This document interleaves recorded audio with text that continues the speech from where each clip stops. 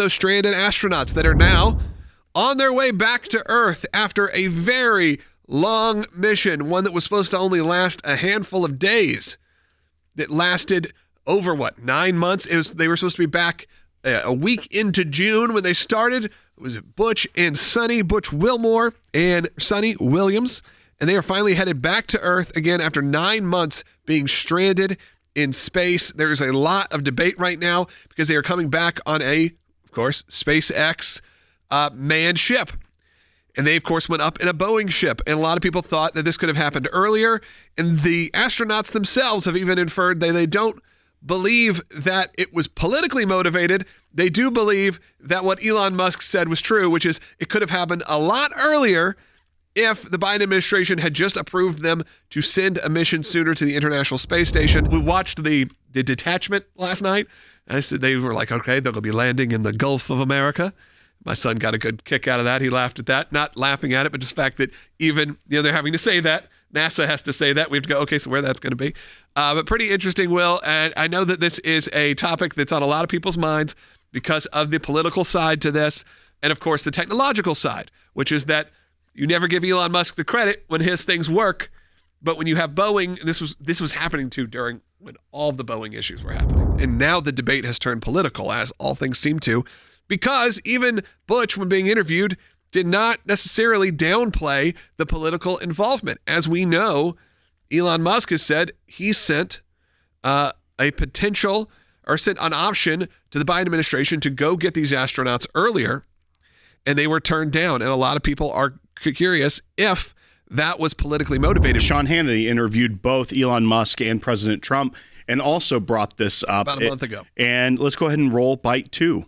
You're committed to getting to Mars. You're committed to rescue. You're going to help rescue next month 2 astronauts that I think were abandoned. They dispute that in an interview. At the president's request or instruction, we are accelerating the return of the astronauts, which was postponed kind of to a ridiculous degree. They got left in space. They've been there. They were supposed to be there 8 days. They're there almost 300. Biden. They were yes, they were left up there for political reasons, which is not good. And of course, then they started questioning, the actual astronauts through interviews they were doing, because a lot of people are concerned. Look, they're also concerned about their health, their safety. We know that they had some nutrition issues, specifically with Suni, and they seem to get that back on track. But a few months ago, it was looking very concerning.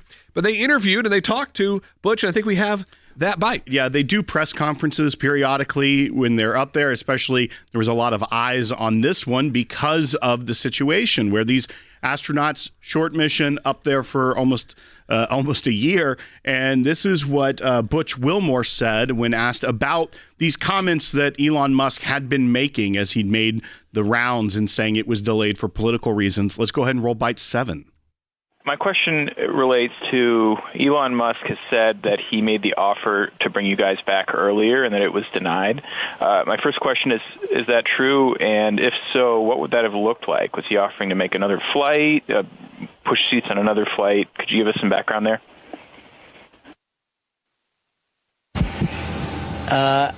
I can only say that Mr. Musk, what he says is absolutely factual.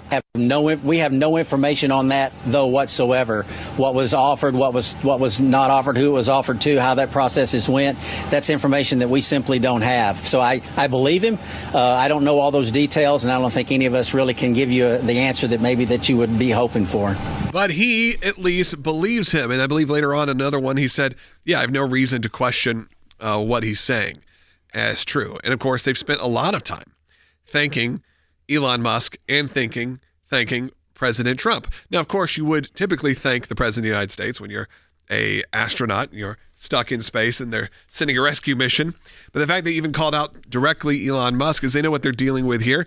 And look, Elon is a highly divisive figure right now in society. But the one thing we can at least say is the guy, whether you like the way it's kind of like President Trump, whether you like his candor, you like the way what he does. And look, sometimes I do. Sometimes I'm taken aback by it. I'm having to really look at it. Of course, you always have to look at it from a different perspective when you're dealing with someone who is also a billionaire genius.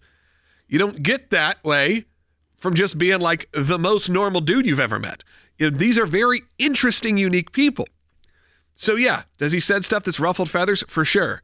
But there's no doubt in anyone's mind that with his success with Tesla, with SpaceX, even when there's failures, the Cybertruck breaking or initially, or a rocket exploding, you look at it and go, we need those people who are willing to take that risk and are willing to make these big efforts and they take these huge swings. Because if not, they would have just been stuck. They would have been stuck up there for who knows how long.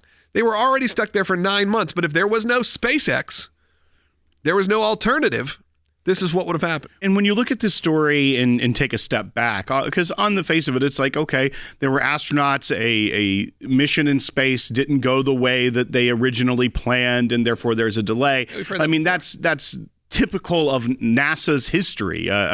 Apollo 13 or disasters that you've seen, that sometimes you have to make adjustments because it's a very complex environment and it's a very space. It's space.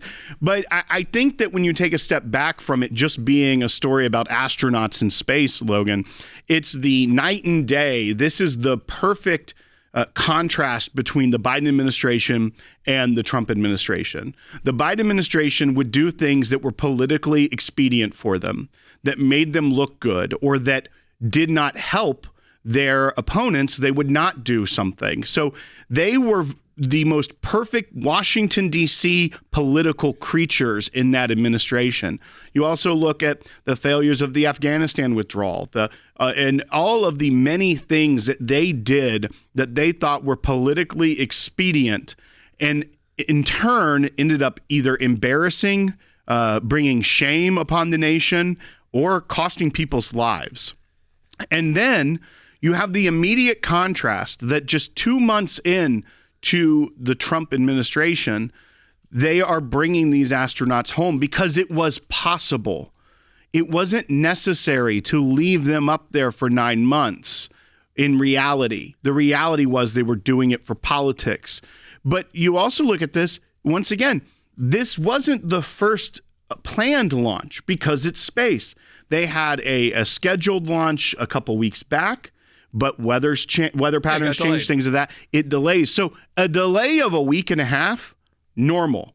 A delay of 9 months, politics at its core. Is it a political decision for what happened and for the astronauts? Very likely it was. And that is such a shame because these are American heroes. These are people who train their whole lives to risk their lives to go to space.